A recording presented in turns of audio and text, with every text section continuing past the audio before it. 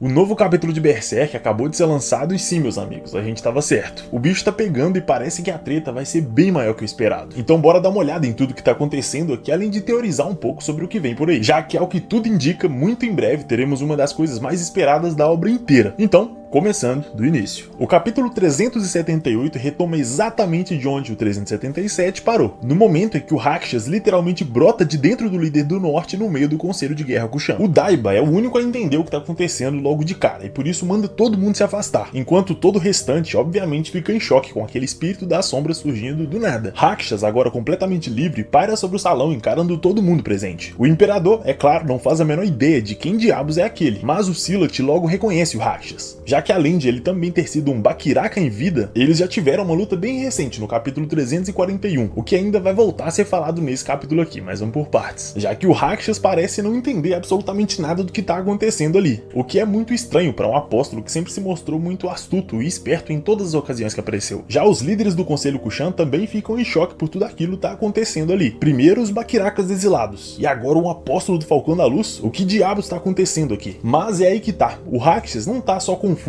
ele literalmente não sabe quem ele é ou onde ele tá. Tudo que ele vê são os inúmeros soldados Kushans o cercando com as suas lanças em punho prontos para atacar, o que só podia significar que ali não era a Falcônia, e sim outro lugar. Ele então reconhece o Silat, o chamando de Jovem Mestre, já que atualmente ele é o líder dos Bakirakas, e só agora as peças finalmente começam a se encaixar. O Rakshas se lembra do porquê tá tudo tão estranho agora. Na sua luta contra o Rickert, ele supostamente morreu, sendo atingido por um canhão, o que faz sentido se pararmos para pensar que a sua cabeça verdadeira é o seu ponto fraco, e que o fogo é uma excelente arma contra ele. Isso sem nem falar que esse quadro ficou simplesmente incrível. Dá pra perceber que a arte tá melhorando bastante a cada capítulo, o que é um ótimo sinal sobre a qualidade da obra. Ainda assim, não dá pra ter 100% de certezas que o Rakshas realmente morreu, já que ele é um personagem dentro da história, então tudo que ele fala ou pensa é a partir das suas próprias crenças e percepções. Então não necessariamente isso é verdade, mesmo porque até esse momento nunca vimos um apóstolo capaz de voltar à vida por si só. Claro que quando eles estão à beira da morte, prestes a morrer, eles ainda podem ter uma audiência com a mão de Deus, se usarem um Behelit. E se fizerem um sacrifício a tempo, podem até ganharem mais tempo de vida. Assim como foi com o Conde Lesma, que acabou se recusando a sacrificar a Teresia, lá no arco do Espadachim Negro. Então aqui, a gente tem basicamente duas opções. Ou o Rakshas não morreu realmente e só perdeu a memória por conta da explosão, ou ele realmente morreu e voltou por alguma razão desconhecida até o momento. Se ele tiver morrido mesmo e voltado, a explicação pode ser a mudança na realidade depois daquela treta toda com o Ganishka e a Árvore do Mundo. Agora, caso ele não tenha realmente morrido e só perdido a memória, isso pode ser explicado pelos poderes do próprio personagem em si. Ele, como um mestre em infiltração e assassinatos, pode ter a capacidade de dividir o seu corpo, se replicando desde que a sua verdadeira cabeça esteja intacta. Algo parecido com o que o Conde também fazia, de criar pseudo-apóstolos a partir de partes do seu corpo. Conceitualmente seria parecido com um assassino de Fate Zero, o que inclusive combinaria muito esteticamente falando. Mas claro que a gente ainda tá só teorizando. Ainda assim, para essa teoria fazer sentido e ter algum tipo de lógica, o Rakshas não teria como sair lá da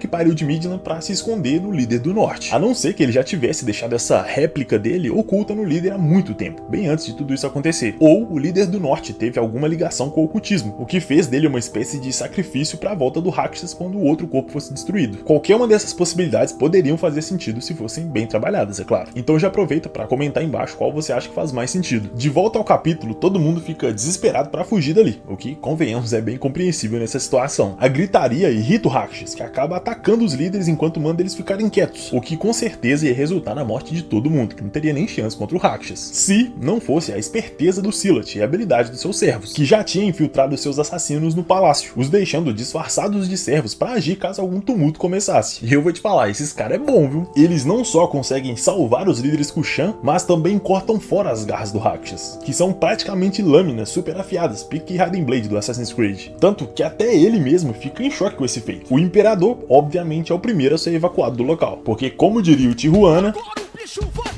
o Rakshas já sumona os tapaças, que são basicamente os seus guarda-costas pessoais e guerreiros absurdos, e isso num clã já cheio de guerreiros fodas, então imagina o nível desses caras. E é aí que a porradaria realmente começa. E esse confronto tem uma carga simbólica ainda maior, justamente pelo contexto dos clãs e do Conselho Kushan como um todo, já que naquele exato momento, como vimos no último capítulo, Silat tinha acabado de pedir pro Imperador para liderar o Império Kushan contra o Falcão, o que pro restante dos líderes seria um absurdo, já que ele era o líder de um clã de assassinos, exilados e sem nenhuma honra. Então essa seria a oportunidade perfeita pro Silat conseguir de volta a sua posição dentro do Império. Não só para ele mesmo, mas para todo o clã Bakiraka como um todo. O que talvez até teria acontecido se o Rakshas não tivesse invadido a porra da reunião. Ainda assim, não tá tudo perdido. Essa pode ser uma oportunidade ainda melhor dele conseguir provar o seu valor pro seu próprio povo. Já que se ele cai na porrada com o Rakshas, que já foi um Bakiraka, e vence salvando a bunda do Império, cara, ele vai ganhar muita moral com eles. Então vai ser muito mais fácil do Imperador concordar em entregar a liderança pro Silat. Claro que isso não significa que a luta vai ser fácil, muito pelo contrário. O próprio Daiba alerta o Silat para não baixar a guarda nem por um segundo, que por mais que o Rakshas esteja meio confuso e talvez até enfraquecido, ele ainda é um apóstolo muito forte. E por isso, a tensão no salão só aumenta com a expectativa dos dois lados de fazerem o primeiro movimento. É então que o Rakshas libera uma quantidade enorme de energia, como se quisesse invocar alguém ou alguma coisa. Então, o que já era preocupante fica ainda pior com essa nova peça no tabuleiro. E é aí que o Daiba, provavelmente um dos mais sensitivos ao mundo espiritual, percebe que os portões do mundo astral foram abertos. O Rakshas de alguma forma conseguiu abrir os portões para que algo entrasse na cidade, e claramente não era pouca coisa. O céu fica nublado de repente, e uma espécie de tornado gigante aparece, descendo dos céus com uma lança em direção ao palácio. A população da cidade, que até então estava lá de boa vivendo sua vida normalmente, percebe as mudanças e se pergunta o que diabos está acontecendo ali. Para poucos instantes depois, o rio começa a transbordar pelas ruas, e de dentro deles, criaturas semelhantes a demônios começarem a surgir. Nesse momento, a carnificina era anunciada. Os cidadãos, pessoas comuns e sem nenhuma habilidade de batalha, não teriam a menor chance contra inimigos desse tipo. E assim, o massacre começa. A cidade é completamente tomada pelos gritos de desespero e as ruas cobertas pelo sangue da população. No palácio, a Farnese sente o medo e as emoções negativas tomando conta da cidade. Era mais do que claro que eles precisavam de ajuda, e naquela situação, uma maga poderosa seria a melhor arma contra criaturas das trevas. Mas a Shirk ainda estava inconsciente, totalmente incapaz de ajudar. E por isso, assim como foi no navio em direção a Elfheim, era a hora da Farnese mostrar que o seu treinamento realmente tinha dado resultados, e que agora ela podia fazer muito mais do que só cuidar da casca. Ou poderia ser, se ela não acabasse se assustando ao ver as criaturas a ponto de precisar ser salva pelo Sérpico. Mano, sinceramente, nessa parte eu acho que os caras deram muito mole. Essa aqui era a oportunidade perfeita pra Farnese se consagrar como uma maga poderosa. Essa entrada do Sérpico pra salvar ela como se ela fosse uma donzela em perigo, cara, foi muito anticlimático, na moral. Mas beleza, depois disso ele consegue usar os espíritos do vento pra derrotar os monstros que tinham invadido o palácio. E é aí que a Farnese explica que, por mais estranhos e diferentes que essas criaturas sejam, eles provavelmente ainda são Trolls, seres etéreos que tomaram forma carnal. O mundo físico e o astral mais uma vez estava se fundindo, manifestando as criaturas que vivem entre os dois planos. E o centro de toda essa distorção da realidade também estava dentro do palácio, muito provavelmente no salão onde o Rakshas estava. Ou não, já que logo em seguida o Daiba se dá conta de que uma distorção dessa magnitude está muito além das capacidades de um simples apóstolo. O poder para convocar tantos demônios precisa ser muito maior que isso, como por exemplo de um apóstolo, já que não é a primeira vez que um apóstolo aparece junto com Trolls. Na verdade, a única vez que vimos algo assim foi justamente quando a Slan apareceu no ninho dos Trolls. O que, se for mesmo verdade e a Slan aparecer aqui, pode ser uma oportunidade perfeita pro Guts ter a sua revanche, já que foi ela responsável por abrir aquela ferida enorme no peito do Guts. E por isso seria um paralelo muito foda o Guts usar justamente essa batalha para poder voltar à ação depois de perder a casca. Ainda assim, enquanto isso não acontece, vemos cada um dos membros lidando com aquela confusão à sua própria maneira. Rickert, todo chedzão, tá lá protegendo o irmão da Farnese e mais alguns Kushans indefesos. O Isdru tá lá fazendo a mesma coisa que o Puck, que é nada, enquanto a Morda e a Ivarella continuam lá, do lado da Shirk desacordada. E será que a nossa bruxinha favorita vai acordar nessa aí? Seria bom, hein? Até porque eu acho que essa treta não vai ser assim tão fácil de se resolver, então ela vai fazer falta. E isso sem nem falar que a batalha final parece que realmente está chegando. Então ter a Shirk e o Guts de volta é essencial para eles terem alguma chance de vitória nessa guerra. Mas é claro, como diria o sábio da montanha, nada é tão ruim que não possa piorar. E por isso, as bestas gigantes, que no caso são só elefantes, começam a ficar malucas, pisoteando geral e causando um tumulto ainda maior na cidade. O que, adivinha só, já vimos o Rakshas fazer durante a batalha entre o exército Kushan e o exército do Falcão. Então não seria nenhuma surpresa se ele mesmo estivesse usando essa bagunça toda como forma de espalhar as defesas Kushans, e assim aumentar suas chances de vencer, já que ele mesmo vê isso como uma oportunidade para derrotar o Silat e os Tapassas, o que também não vai ser o bastante para intimidar o Silat, pelo contrário, só deixa ele ainda mais puto com tudo aquilo. E por isso eles partem pra cima um do outro no maior estilo final de episódio, que inclusive é um quadro muito foda também, puta que pariu. E se você tá aí se perguntando, pô, mas cadê o Gustavão da Massa nessa bagunça? A resposta vem justamente na página final, onde vemos que ele ainda tá lá, completamente acabado na masmorra Kushan.